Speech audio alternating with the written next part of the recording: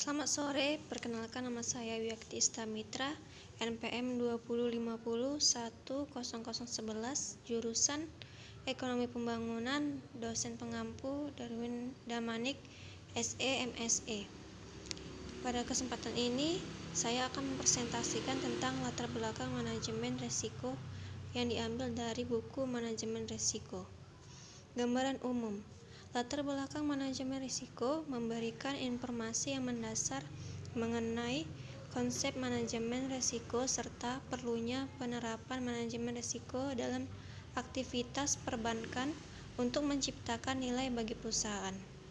Tujuan pembelajaran yaitu memahami peran manajemen risiko dalam mencapai tujuan perusahaan, memahami berbagai konsep mengenai risiko dan 8 jenis risiko, memahami arsitektur perbankan Indonesia atau API, yaitu sebuah program yang disusun oleh Bank Indonesia dalam upaya menciptakan industri perbankan yang sehat.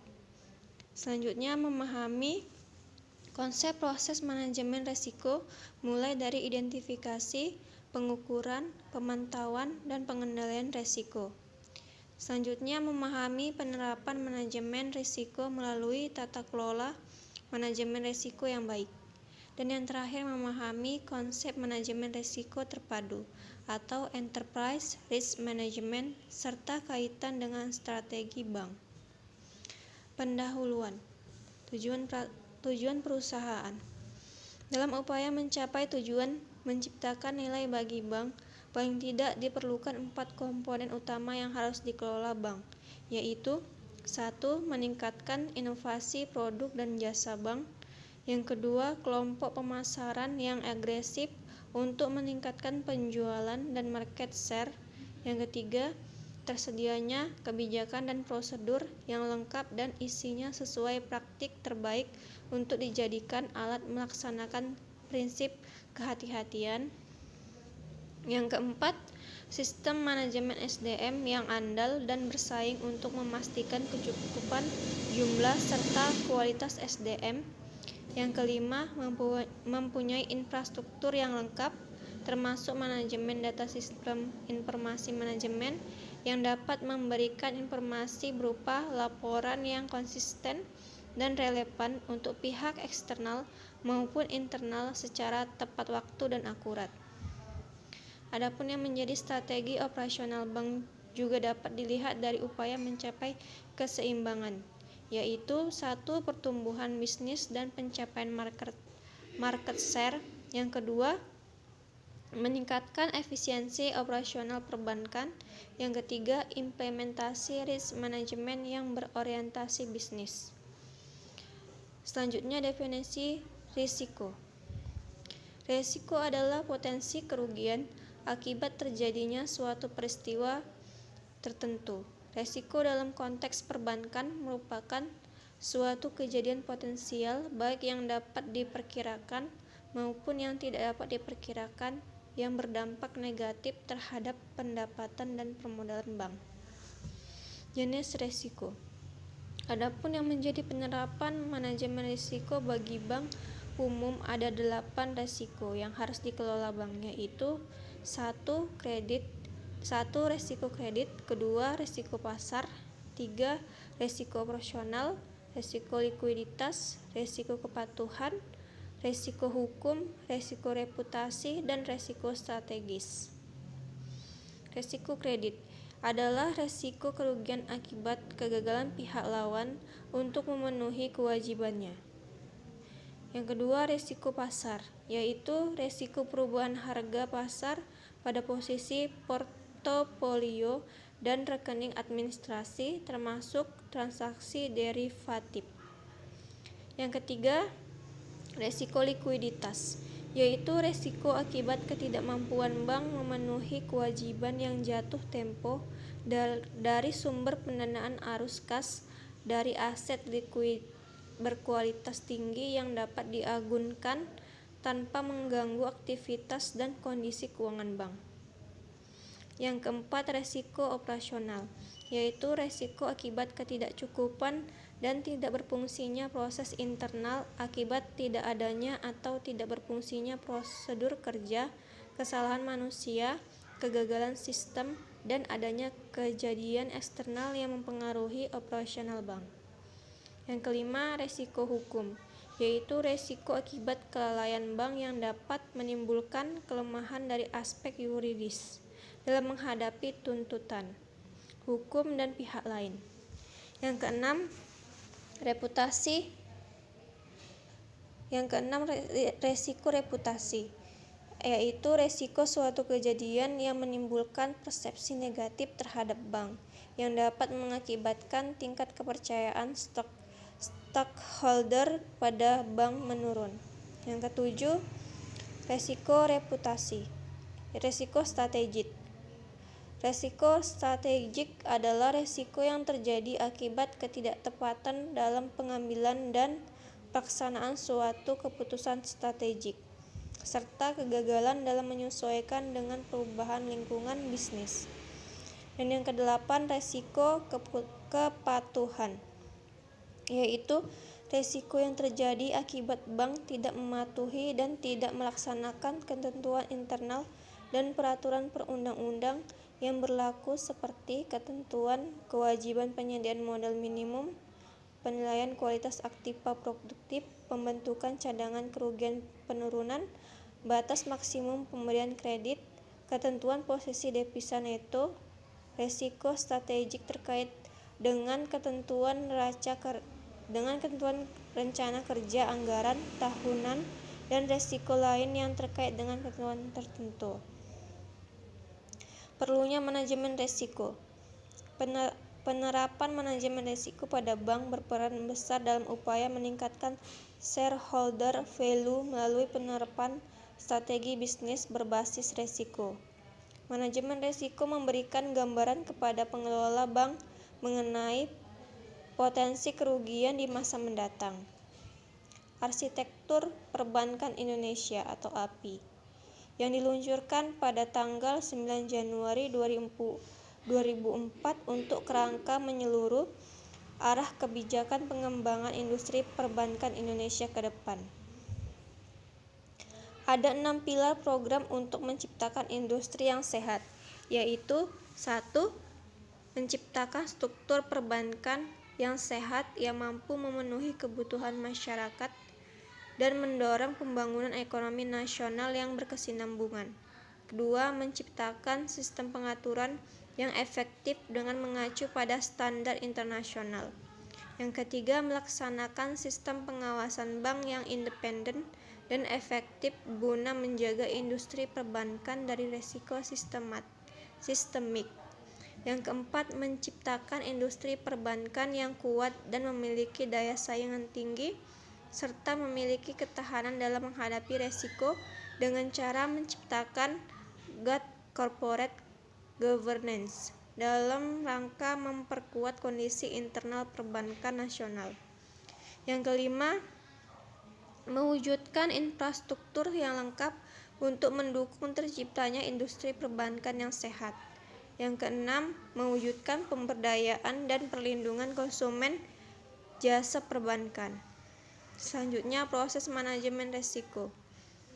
Bank harus memiliki proses manajemen risiko yang komprehensif yang meliputi tahap identifikasi, pengukuran, pemantauan, dan pengendalian risiko.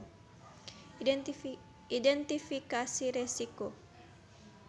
Proses identifikasi risiko dilakukan dengan menganalisa sumber risiko dari seluruh aktivitas bank, minimal dilakukan terhadap risiko penduduk dan aktivitas bank, serta memastikan bahwa risiko dari produk dan aktivitas baru telah melalui proses manajemen risiko yang layak sebelum diperkenalkan atau dijalankan. Selanjutnya, pengukuran risiko. Pengukuran risiko digunakan untuk mengukur eksposur, baik sebagai acuan untuk memutuskan perlu atau tidaknya dilakukan proses pengendalian. Sistem pengukuran risiko minimal harus dapat mengukur 1. Eksposur risiko secara keseluruhan maupun per risiko. Yang kedua, seluruh risiko yang melekat pada seluruh transaksi serta produk perbankan termasuk produk dan aktivitas baru. Yang ketiga, sensitivitas produk aktivitas terhadap perubahan faktor-faktor risiko yang mempengaruhi baik dalam kondisi normal maupun tidak normal. Yang keempat, kecenderungan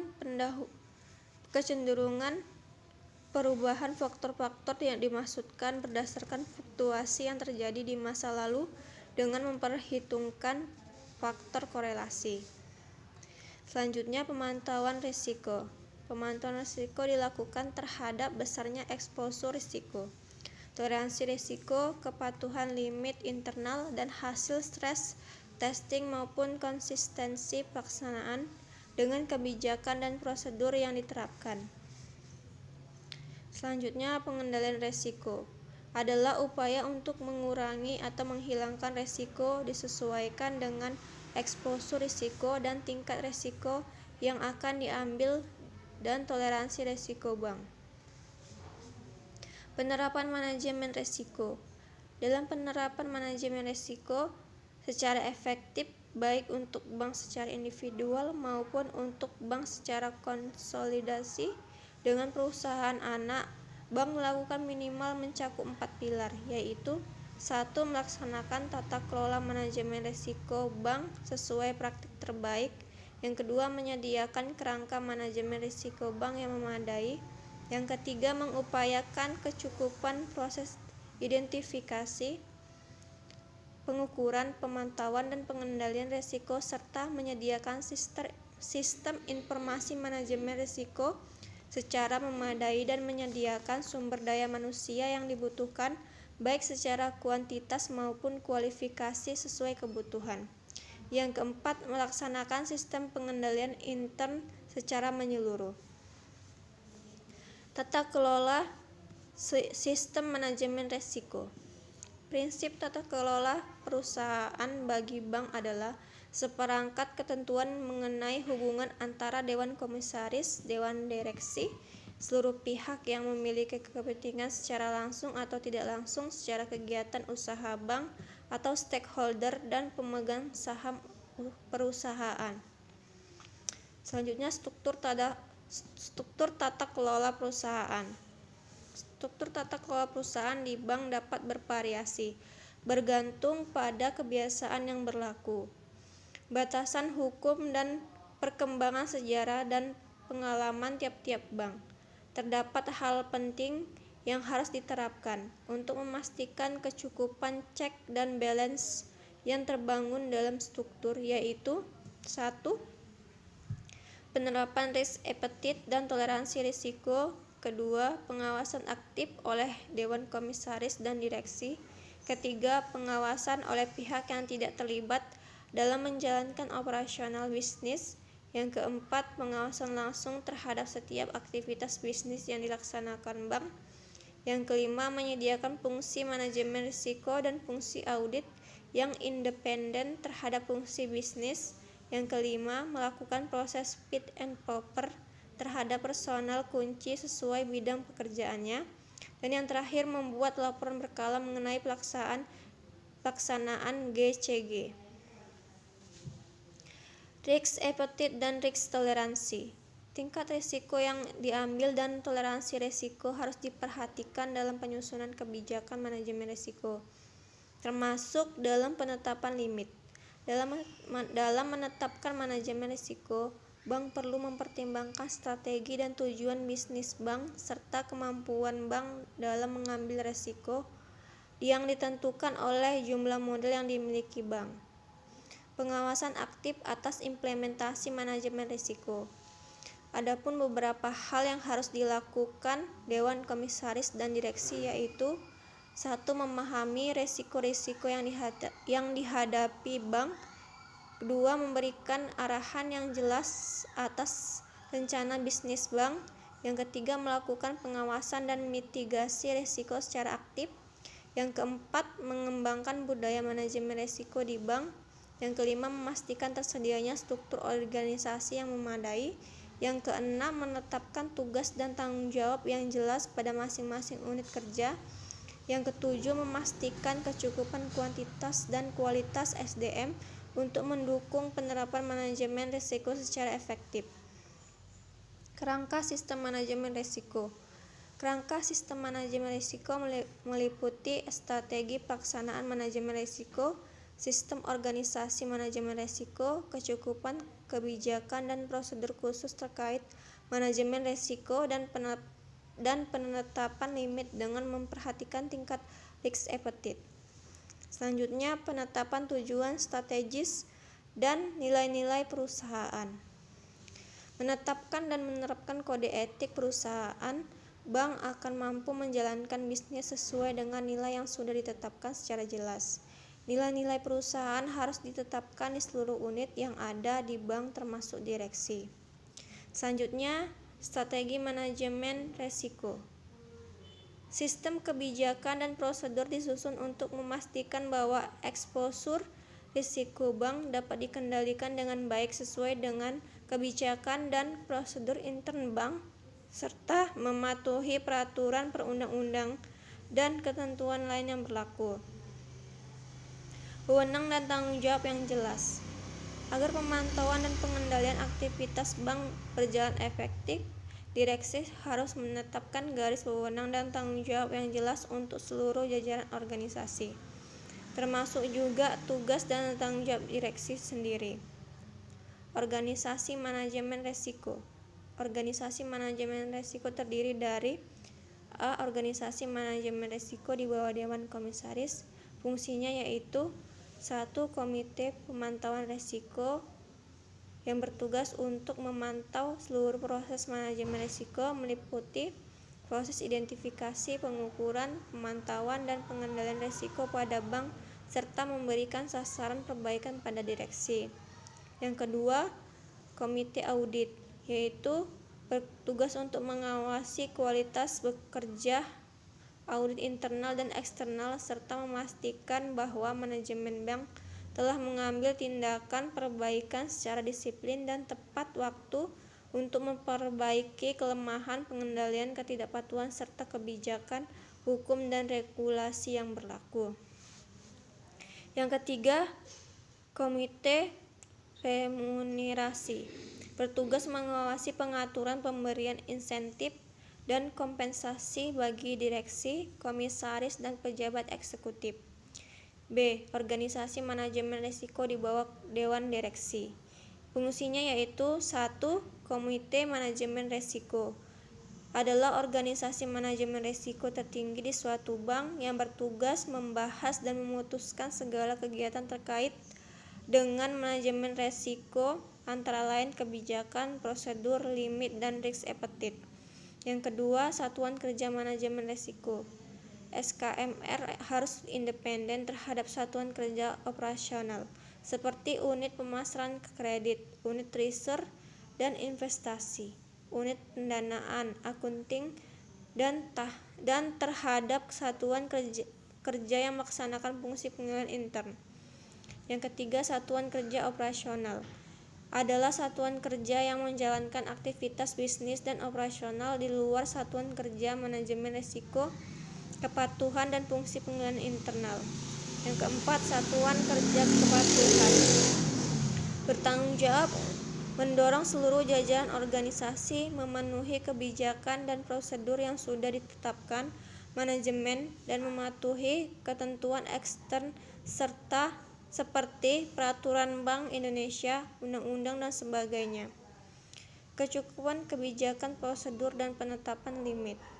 Kebijakan dan prosedur yang dimiliki bank harus didasarkan pada strategi manajemen risiko dan dilengkapi dengan toleransi risiko dan limit risiko. Penetapan toleransi risiko dan limit risiko dilakukan dengan memperhatikan tingkat risiko yang akan diambil dan strategi bank secara keseluruhan. Proses manajemen risiko. Bank harus mampu melaksanakan proses identifikasi, pengukuran, pemantauan, dan pengendalian risiko sesuai dengan praktik terbaik. Sistem informasi manajemen risiko. Sistem informasi manajemen diperlukan untuk mendukung pembuatan laporan yang akurat, informatif, relevan, lengkap, konsisten, dan tepat waktu, mengenai kondisi keuangan bank, kinerja aktivitas fungsional, dan eksposur risiko bank. Sumber daya manusia. Direksi memastikan kecukupan kuantitas dan kualitas SDM yang ada di bank dan memastikan SDM dimaksud memahami tugas dan tanggung jawabnya. Pejabat dan staf yang ditempatkan pada masing-masing satuan kerja tersebut memiliki pemahaman mengenai risiko yang melekat pada setiap produk atau aktivitas bank, paham mengenai faktor-faktor risiko yang relevan dan kondisi pasar yang mempengaruhi produk atau aktivitas bank. Selanjutnya, pengendalian intern dalam penerapan manajemen risiko. Agar peran auditor internal dan eksternal dapat berfungsi secara optimal, direksi harus memahami tugas mereka dan menempatkan mereka sebagai agen penting bagi bank. Proses yang dapat dikembangkan oleh direksi dalam melakukan hal tersebut antara lain: 1. Memahami pentingnya proses audit dan komunikasi kepada seluruh jajaran bank untuk mendukung proses audit tersebut. Yang kedua, menetapkan ukuran kinerja petugas audit dengan tujuan untuk meningkatkan independensi dan status auditor. Yang ketiga, memanfaatkan temuan audit dengan efektif dan tepat waktu dengan melakukan tindak lanjut disertai penemuan pihak pelaksanaan dengan batas waktu yang jelas untuk perbaikan yang harus dilakukan manajemen atas permasalahan yang sudah diidentifikasi oleh auditor. Dan yang terakhir, sistem pengendalian intern dalam penerapan manajemen, maka pada aktivitas bank minimal mencakup Enterprise Risk Management atau IRM. Konsep dasar dari IRM adalah bahwa unit kerja dalam melakukan bisnis mengandung resiko. Semakin besar resiko, peluang laba akan semakin besar. Namun modal yang diperlukan akan menutup resiko semakin besar. Selanjutnya, IRM dan Value Based Strategic Planning. Dengan nilai RORAC atau EPA, bank dapat mengetahui unit bisnis yang paling memberikan nilai tambah bagi bank. Selain itu, apabila ditelusuri lebih jauh, bank juga dapat mengidentifikasi produk atau jasa mana yang paling banyak memberikan nilai tambah bagi bank. Selanjutnya, sistem manajemen risiko sesuai peraturan Bank Indonesia. Keseluruhan pengelolaan risiko dicatat di Aturan Nomor 5/8/PBI 2003 tentang penerapan manajemen risiko untuk bank umum dan Nomor 11/25/PBI 2009 tentang perubahan peraturan Bank Indonesia serta Nomor 5/8/PBI 2003 tentang penerapan manajemen risiko untuk bank umum. Sekianlah presentasi dari saya, lebih kurang saya mohon maaf. Sekian dan terima kasih.